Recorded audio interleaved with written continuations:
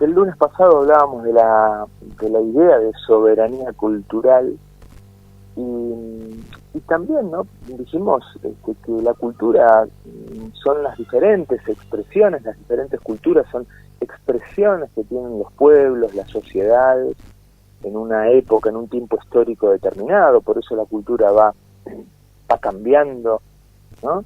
Y bueno, hoy vamos a hablar de Maradona como una expresión cultural, como un ídolo, pero que también refleja una cultura en un momento determinado. Podríamos hacernos la primera pregunta. En 1900, ¿Maradona podría haber sido ídolo de nuestro país? Seguramente que no, porque justamente las expresiones culturales de la Argentina de 1900 eran otras, y entonces cada ídolo social, cada referente cultural nace, se desarrolla y muere en su tiempo histórico, ¿no? Bueno, hay muchísimo para hablar acerca de la figura de Diego, acerca de la figura de Maradona, y bueno, esto también es otra cuestión interesante, ¿no? ¿Cómo lo nombramos? Muchísimos lo nombramos como Diego, con una expresión cercana, familiar, con algo que solamente los ídolos pueden lograr, que es esta cuestión de sentirlo como que es parte de la familia, ¿sí? Cuando hablamos, quiero aclarar esto de movida, cuando hablamos de ídolos culturales, no significa que el 100% de la población de un país determinado vibre, reconozca a ese individuo, a esa persona, como alguien destacado, como alguien, como un referente, ¿no?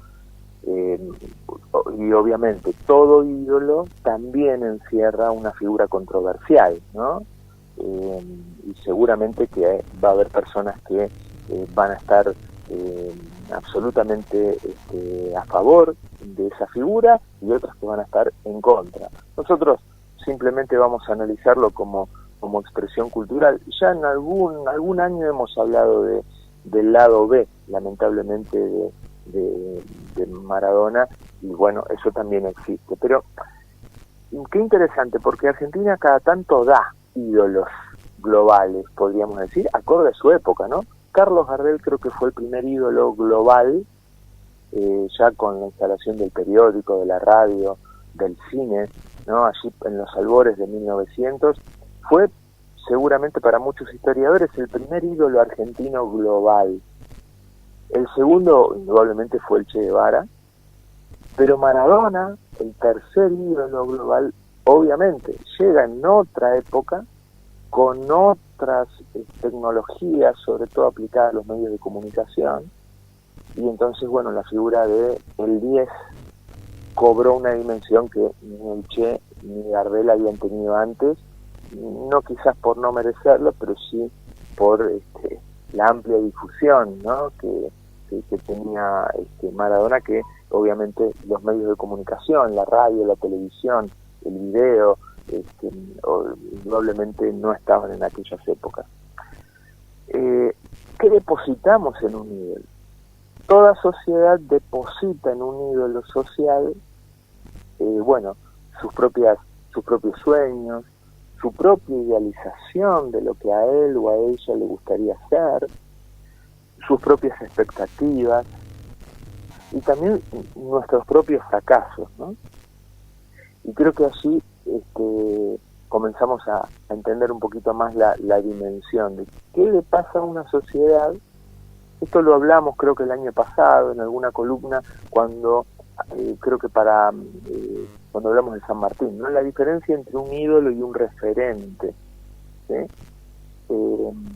Y cómo a veces el ídolo, entre comillas, se lleva a la peor parte, porque el ídolo arrasa con todo, es decir, arrasa con las expectativas, pero también con nuestras propias frustraciones. Y como el ídolo es un ser humano, muchas veces queda afectado. Vos que sos un periodista deportivo de mucha valía, Alejandro, hay en el mundo del deporte infinidad de casos en donde ¿no? La sociedad encumbra rápidamente a una figura y así como llegó, comienza a caer, ¿no?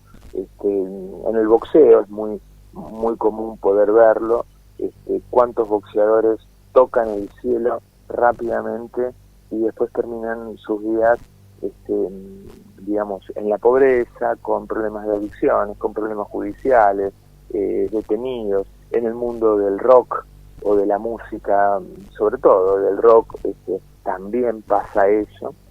Es que justamente son seres humanos y es muy fuerte ver tu cara en todos los medios de comunicación, es muy fuerte.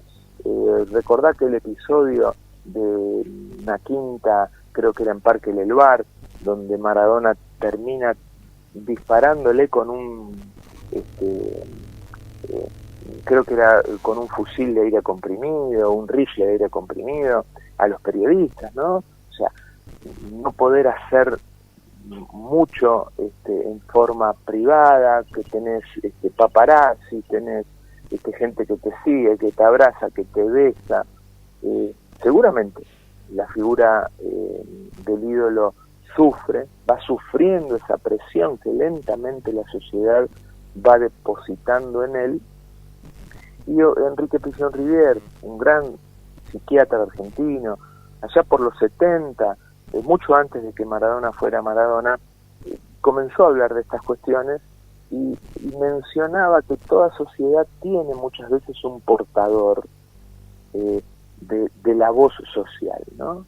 Ese portavoz a veces termina siendo, digamos, termina caminando un vía crucis, ¿no? Termina siendo como ese chivo expiatorio social en donde un sector deposita lo más idealizado que tiene y el otro sector deposita toda la basura. Y con Maradona lo hemos visto claro, ¿no?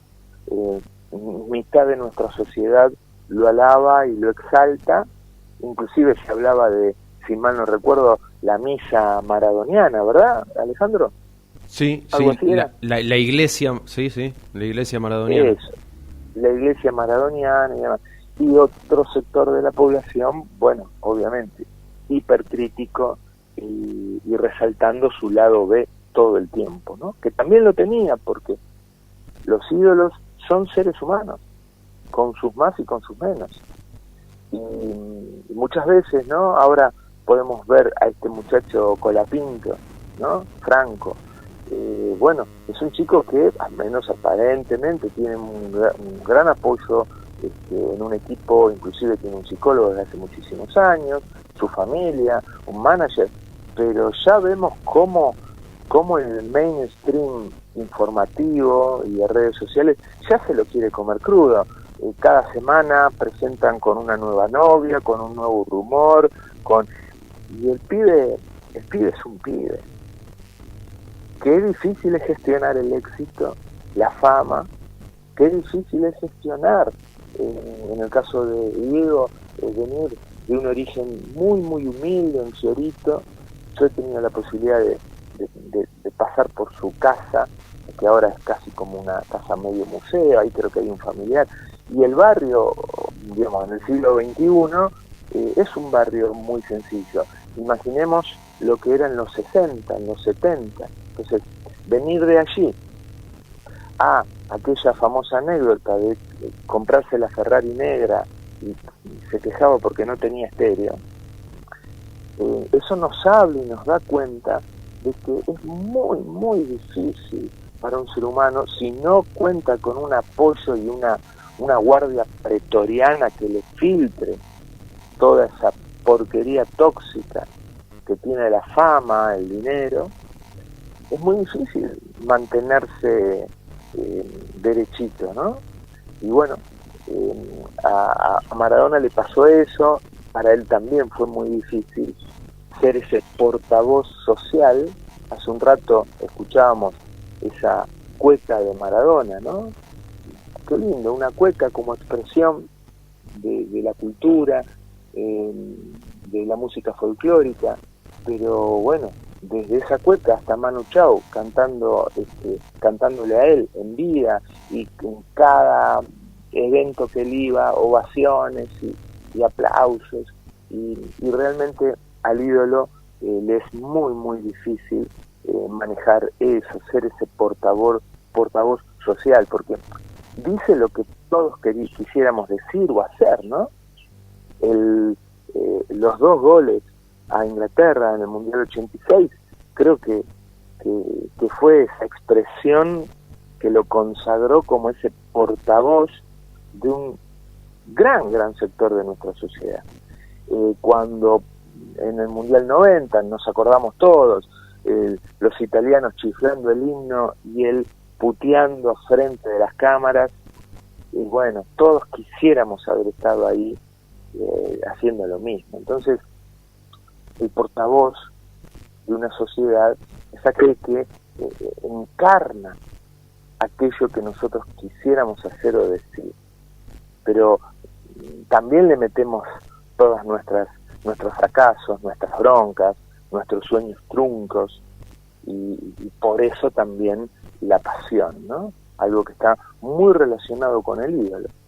El ídolo nos permite, nos da la excusa, Alejandro, de sacar todo eso que tenemos adentro en forma de expresión cultural, ¿no?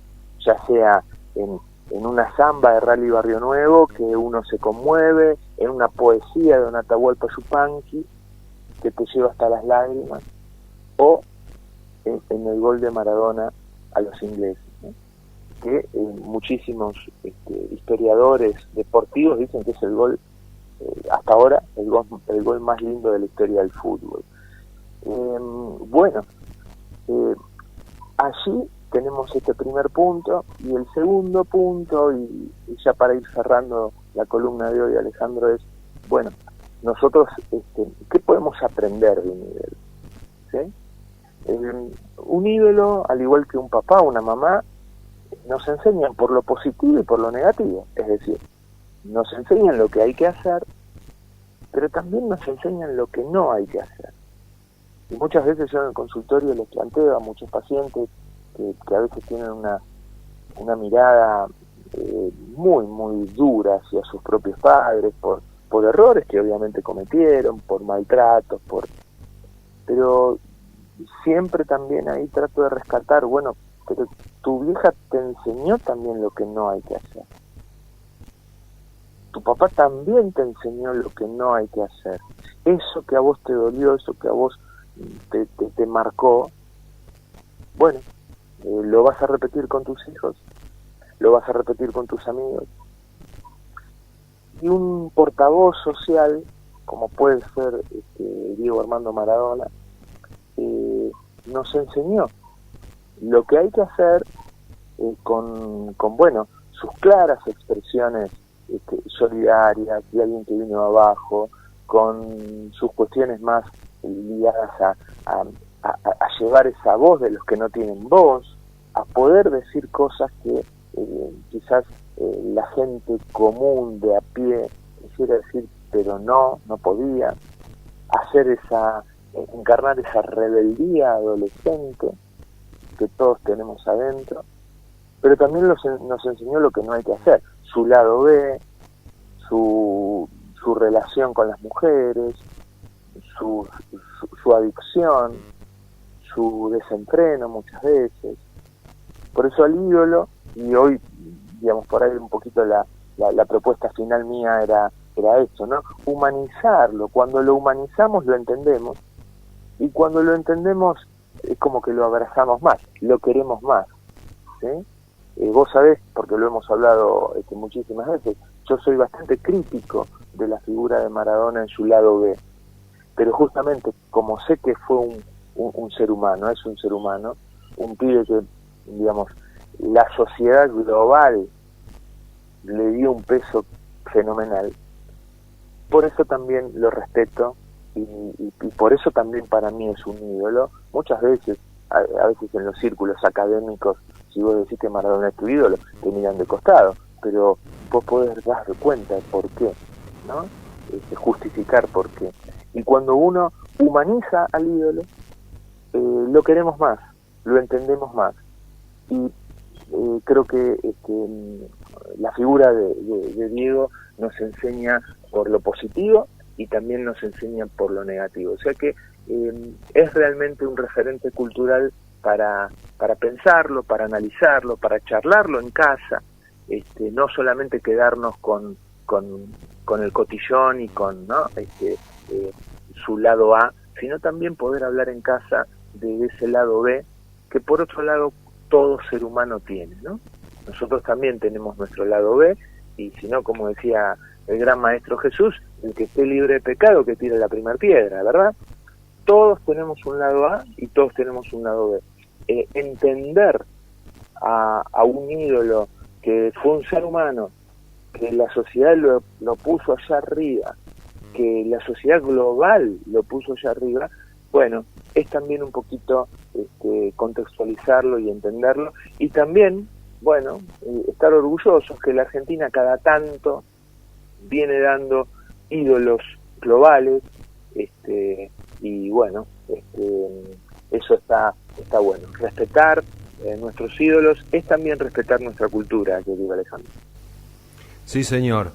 Gracias, Esteban, por el aporte de y cada lunes. Poquito a poco vamos a ir cerrando el año contigo, pero todavía tenemos por delante algunas columnas más que siempre agradecemos. Así que un fuerte abrazo y buena semana. Buena semana para todos y todas. Chau, chau. Nuestro psicoanalista, Esteban Gómez, 8:34 de la mañana, así pasando sobre nuestros ídolos y nuestra cultura, al cumplirse hoy 4 años del fallecimiento de Diego Armando Maradona.